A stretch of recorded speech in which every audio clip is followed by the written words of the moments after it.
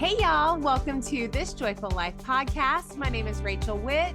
It is episode 33, FaithFULL Friday. I look forward to Fridays every week because we get to chat for just a few minutes about something that the Lord is doing in my life that I believe will encourage you on your walk with Him. We'll have a little fun and it'll be filled with tips. Now, this week is all about God's faithfulness when you are overwhelmed with your home. So if you are a mama or a woman who looks at her house and says, oh my goodness, I need 15 of me to tackle this project, I totally understand. And I'm going to share with you something that God has been doing in my life to really soften my heart and help me to seek Him when it comes to organizing and cleaning my house. Thank you for being here. Let's get started.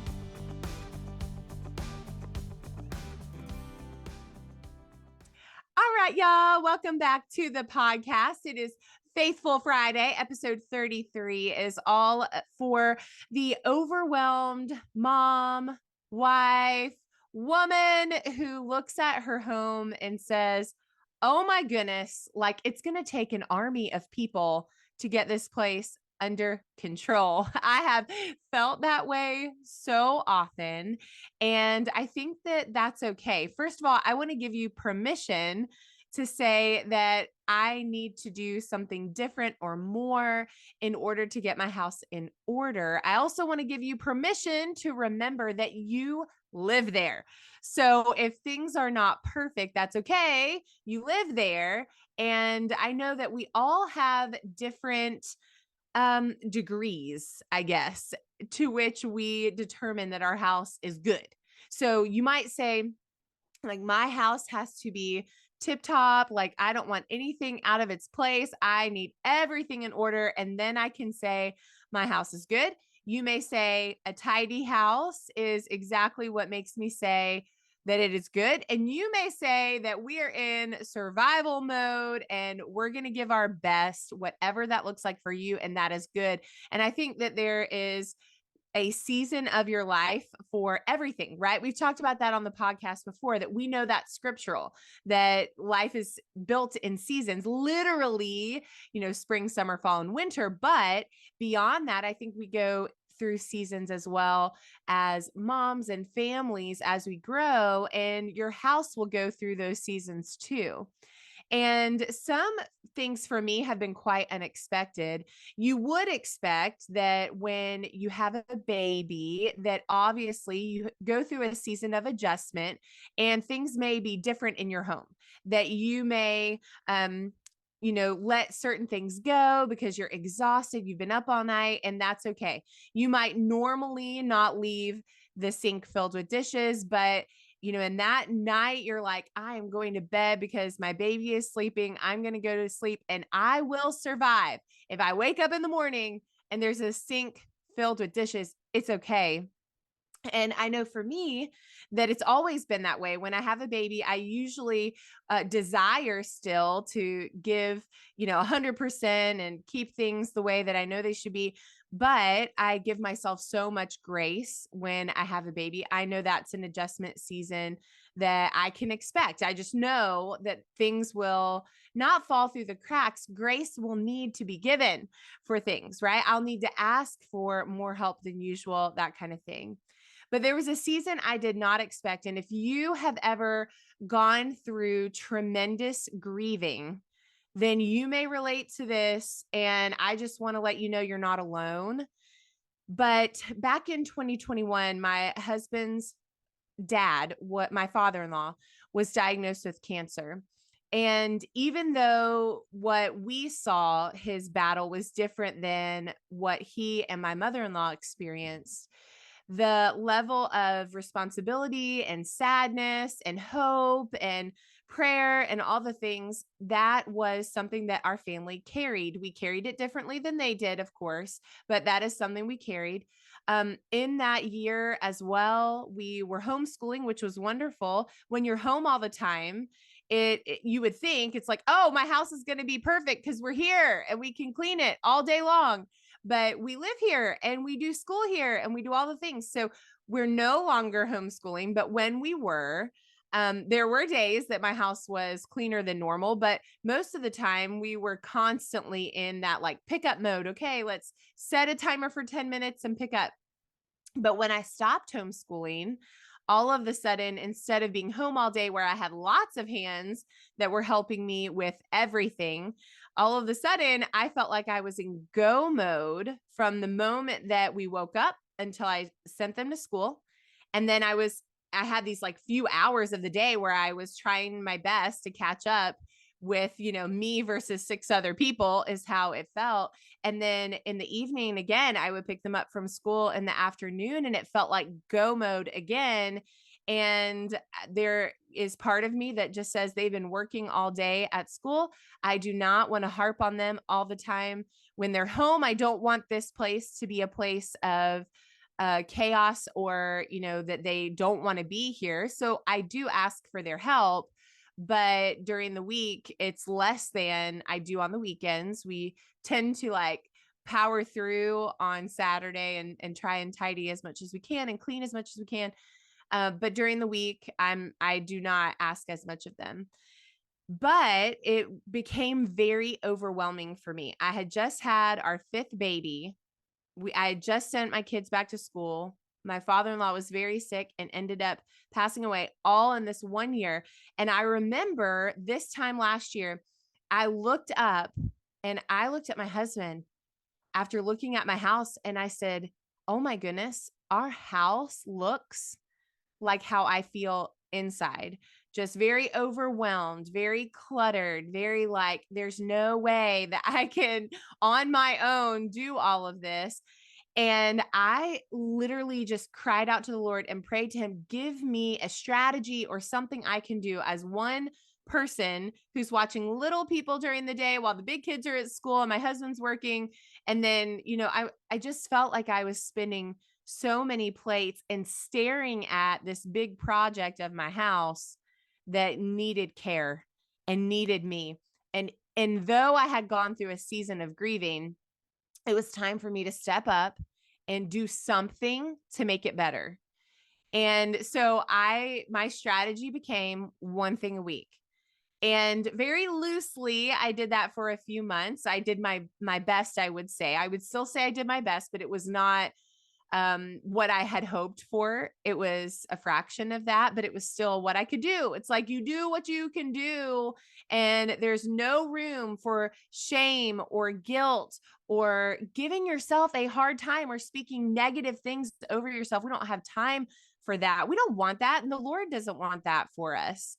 But I really put the pedal to the metal in October, November of this last year of 2023. And I said, I want a clean house for Christmas. I want to take one project a week. So one room a week, cleaning cabinets during 1 week. What can I do? Doing one thing a week. How much can I accomplish before Christmas? And I just became very faithful to the one thing. Now I'm a go-getter. I'm a type A, like, let me just mark things off my list. I'm the kind of person that will grab my Sharpie. And if I did not put it on my list originally, but I did it, I add it to my list and then I mark it off because I feel so good when I get to mark something off my list. I love that. And so I just said, this is my mission and I am going to do it.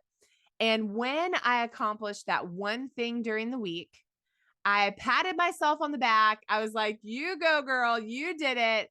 And I was still looking at a house that needed everything. So it really, like, mentally, I had to say what I did is good and I can pat myself on the back and then I'm going to move on and keep doing what I know I need to do. And if I do extra things this week, woohoo, but I'm going to at least do one because one felt very manageable to me. Because a lot of times, and moms with little kids especially can relate to this. I know that when you're cleaning something that is above and beyond what you normally do, so above and beyond laundry and dishes and all the things. So above and beyond that, Right. So like I am tackling organization projects, that kind of thing that I knew my house needed after this just season of a couple years of grieving. It's like, okay, I got to pick myself up and I got to do something. I've got to snap out of this and say, I'm going to make this a priority and I'm going to feel so good and so proud of my home when I'm done. And so I did one thing a week. One week, I literally just took my junk drawer and cleaned it out. And I said, that is the thing for this week. I am so proud of it. It was like a clean kitchen drawer now, and it's still empty. I did this like 4 months ago. It is still empty because Silas, my 20-month-old, would open it and pull things out. And so I've just left it empty. I'm like, okay, it's clean, it's empty, we're good. But I got to Christmas after doing one small thing a week and building my confidence there, building that swagger because I was doing something and accomplishing something manageable. I mean, I think that's the big thing. If you're looking at a big project in your life, like for me, my house, which I still have things I would like to do, need to do. But when I was looking at this big project, it felt daunting, overwhelming. Like, how am I going to do my normal day-to-day things and then going beyond that and tackle big projects too? Felt very just overwhelming. And the big reason for that is I'm an all or nothing person. In my heart, I wanted to like just supermarket sweep, run through the whole house, clean the whole thing, take 1 week of my life and get it all done. But if that was my goal, I knew for me, I was setting myself up for failure because I just couldn't fit it in a full plate of life. For me, you might be able to do it, but I couldn't. And if that was my goal, man, I was just never going to ring that bell. But by saying that I would do one little thing every week, it added up to Christmas Day. I had done everything except for our laundry room, and it took me a few months to do it. I still need to do our laundry room. It is like the thing that is just clawing at me. I'm like, oh, I really have to do this. But I did everything except for that. And it took me a few months, but I was so happy once I got there. And it was just this lesson for me that when we want big things, if we just take that big thing and we take one piece of it at a time, one step at a time. Have you ever heard anybody say, how do you eat an elephant? It's one bite at a time, which I'm like, who would ever eat an elephant? I don't know. I mean, I've been on safari in Africa and I have seen how big elephants are. I mean, we've been to a zoo and seen them, right? But like seeing herds of elephants and how massive they are, I can't imagine eating one bite at a time. But my house did feel like an elephant. It did feel big and daunting and overwhelming. And so by taking one piece at a time, one drawer at a time, one room at a time, it was something that I could do, I could accomplish, I could feel good about, and I could keep going, press on.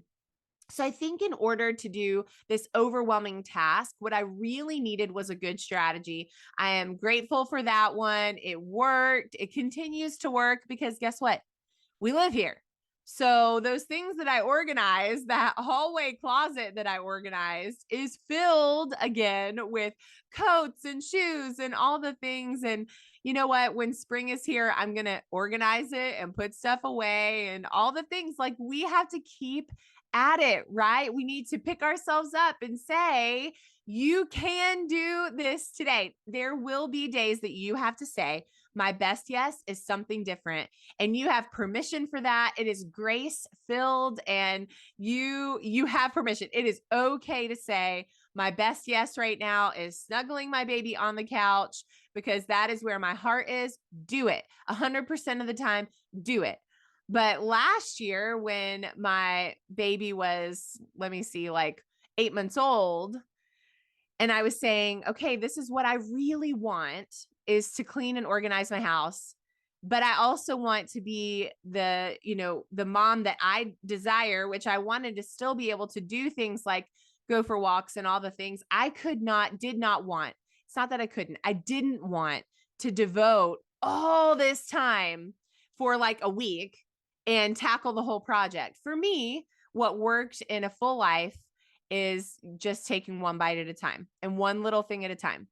So, a Bible verse that really shook me up and made me decide, okay, I've got to do this. I have to pick myself up out of a season of grieving and change and adjustment and all the things that I was going through. I had to pick myself up and I had to say, I'm going to do something and it's going to feel good and build some swagger and confidence. And it is going to, over time, make a difference.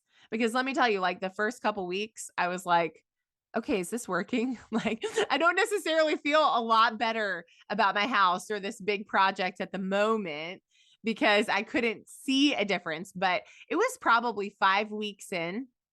And I walked in my house and I was like, oh, I just had my moment where I can tell that I've been working over the last 5 or 6 weeks and this feels good. So press on through the beginning. The beginning is hard. The beginning of anything is hard. And so if you can press on and do this strategy, you will be shocked come summertime how you feel about whatever your big thing is. I'm using the example of my house, but your example might be different. All right, these are the Bible verses that really stuck out to me and shook me up. I'm telling you, they shook me up. Okay, I'm going to Proverbs 31, verses 16 and 17. It says, she evaluates a field and buys it. She plants a vineyard with her earnings. She draws on her strength and reveals that her arms are strong. Now, there are other versions that say other things. So let me give you an example. I've got my phone on airplane mode. It needs to stop. No, stop it. Stop. Okay, let me see. Okay. Oh, goodness. Pop-ups. Okay. She surveys a field and acquires it from her own resources. She plants a vineyard. She works energetically. Her arms are powerful. That's one translation. Here's another one. She considers a field and buys it. Out of her earnings, she plants a vineyard. She sets about her work vigorously. Her arms are strong for her tasks. So it was these words, vigorously, energetically. And I thought, I'm not just going to tackle this huge, humongous project and do it in a, I don't know, like in just a get it over with kind of attitude. I'm going to do it with energy and vigor. And I'm going to take this junk drawer in my kitchen. I'm going to dump the whole thing out and I'm going to organize it and I'm going to put it back together. I'm going to set a timer for 30 minutes, get crack-a-lackin'. Let's do it. And I'm just going to focus, boom, let's do it. Move on. You did it. Pat your back, cross it off your list and keep going. And so even with a full plate of life, I said, I'm going to do one thing energetically with vigor every single week, and I'm going to get where I want to be by Christmas time. So if you have a huge task in your life, I would encourage you to pick something small that you can do every week. Maybe you want to do every day. You're the one who has to decide what you do. What are your boundaries? What are your goals? Is it something every day, something every week? Make it something you can achieve, because that does build, it pumps you up. It builds swagger and confidence and makes you excited to do the next thing because you feel that sense of accomplishment and pride that, hey, I did it and now I'm going to move on. This has worked so well for me. I had to tell you about it. So if you're facing a task overwhelming, try it just one bite at a time, one thing at a time. Press through the beginning, fight through the beginning, because you may not notice a big difference right away. But when you get a couple months in, it will be dramatic. So I called it Make It Happen Monday.